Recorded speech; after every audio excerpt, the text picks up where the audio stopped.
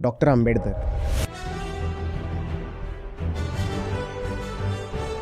लहानपणापासून ते मोठे होईपर्यंत त्यांच्यासोबत खूप वाईटच घडत होतं. मी शाळेत जातोय तर मला प्यायला पाणी नाही आहे. त्यांनी लिहिलंय नो प्युअर नो वॉटर.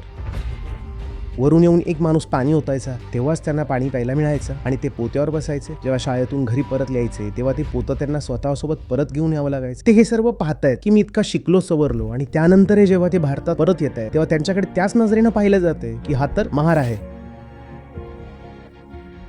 आणि मग ते जाऊन पाहतायत की दलित वस्त्यांमध्ये लोकांसोबत काय काय घडत नाहीये. प्यायला नीट पाणी नाहीये.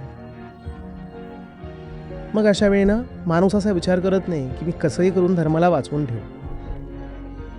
माणूस म्हणतो की धर्माचा उद्देश माणसाला वर उचलणं हा आहे.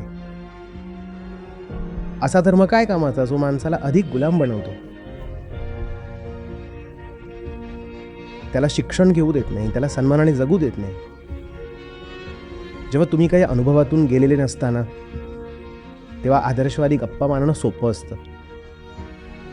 एक क्षण स्वतःला त्यांच्या जागी ठेवून पहा. मग तुम्ही म्हणाल की अरे या लोकांसोबत आपण काहीच चांगलं केलं नाही. आता जर त्यांच्या मनात राग असेल तर आपण त्यांचा तो राग चुकीचा आहे असं कसं म्हणू शकतो. आपण असं कसं म्हणू शकतो की नाही नाही तुम्ही या आणि धर्माचं रक्षण करा. धर्मो रक्षती रक्षिता. ते म्हणतील ज्या ठिकाणी धर्मो रक्षती रक्षिता लिहिलंय ना तुमची ती मनुस्मृतीच आम्ही जाणून टाकू.